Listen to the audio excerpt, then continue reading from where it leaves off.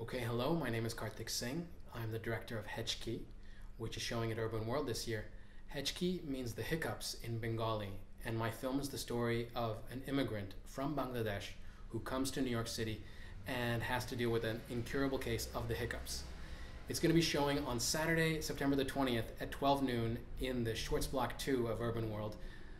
I'm delighted to be back at Urbanworld. This is my fourth time showing a world premiere film at the festival, and it's always a pleasure to come. Great audiences, great Q&As. I'm going to be coming in from Paris, which is where I live, to do the Q&A, so I hope to see you all there.